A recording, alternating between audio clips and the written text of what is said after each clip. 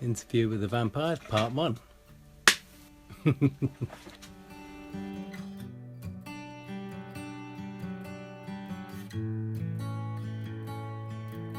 My name's Richard Hughes. I've been a model enthusiast and obsessive, let's say, about models since before I could walk.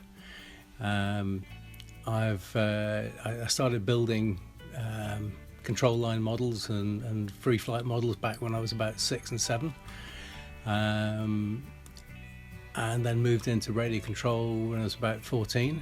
Got my first set, and basically for the last 17 years I've been doing it professionally as a designer and cutter of kits.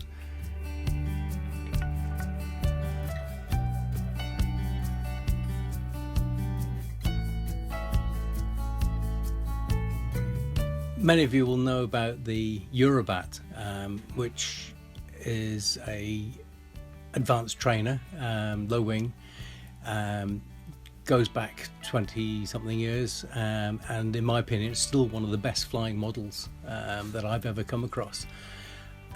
It's very easy to fly, very forgiving, and really just a superb fun model, and has a great presence in the air. The only comment I ever had about that was that it didn't look like a particular model or particular prototype, say like a Spitfire, a Hurricane, or a Zlin or whatever. So years ago, about 16 years ago, I had this idea of taking the Eurobat layout, the format, and making it look like a scale model. And I came up with the idea then of what we called the Warbats. And the idea had merit. It was a good idea, but it didn't happen because of various things. We got very busy with the business. We got very busy with production of other planes and so on. And basically now I've decided now's the time to bring this concept back to life, but with a whole new edge on it. In the last 16 years, we've learned a lot about design, making things lighter, easier to build, interlocking, laser cut. We've got the technology now that we didn't really have 16 years ago. And we can now create a plane that looks like a warbird. It'll look like a Spitfire, a Hurricane, a Messerschmitt, whatever we're doing. But we've changed the aerodynamics. So the aerodynamics now are actually taken from the Eurobat. So we've got a superb flying model that looks like a warbird, which are notoriously, as you probably know, they're notorious for being hard to handle, tricky, slippery on landing, all sorts of problems.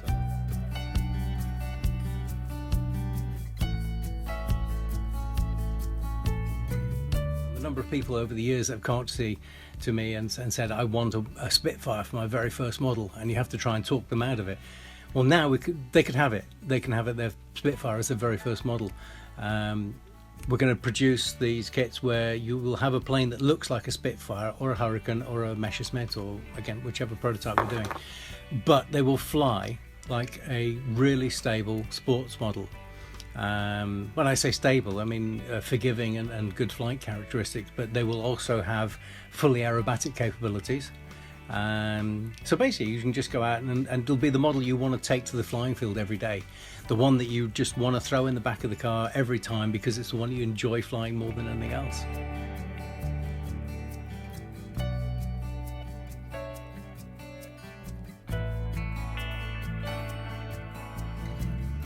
Still at this point of this video being made, we're still into a pre-launch phase. We've got the first couple of prototypes built, and more being built. We're still tweaking the designs and changing things. We're still making improvements to them, and to be honest, no doubt we'll keep making improvements for years to come because we always keep improving on our models. Like I think our Fournier is now in its 14th build incarnation, with little adjustments and changes. But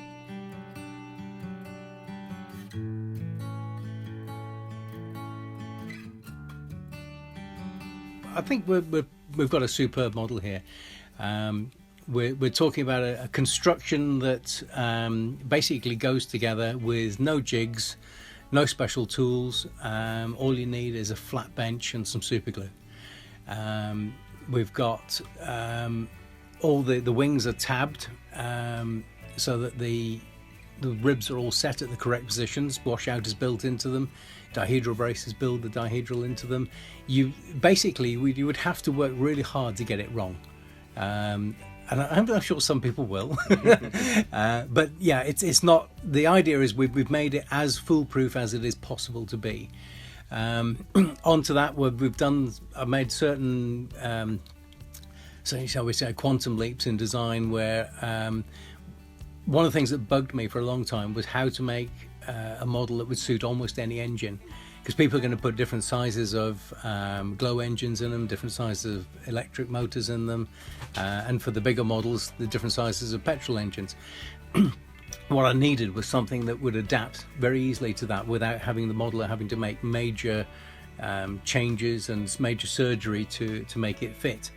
And we've come up with, to be honest, probably the simplest idea that it could have possibly come up with, and it was like an epiphany when it just suddenly hit me. But we've come up with a fully adjustable mount for the smaller version. This is the medium-sized Spitfire, for example, at 68-inch. And it has a fully customizable engine mount, so that you can literally fit almost any size of motor into it, and with minimal effort. And it's a sliding mount, which we'll show you later on in detail.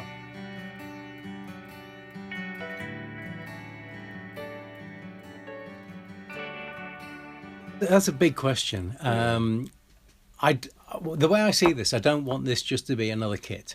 It's not just another Spitfire on the market. It's not just another Messerschmitt. What I'm trying to do with this one is we're trying to take this to the next level. We're trying to incorporate social media. We're trying to incorporate other organizations, and to try and bring it all together in something that will become, what I'm hoping is going to become a bit of a phenomena. We want to encourage club competitions, group fly-ins, inter-club competitions, even regional competitions, maybe even national competitions later on. As more and more of these things get out there, I'm hoping that we can really make this into something that people will see as something that brings modelers from all parts of the country, and even from different countries, all together, and brings us all together in one big happy flying family. That really is what I want it to be.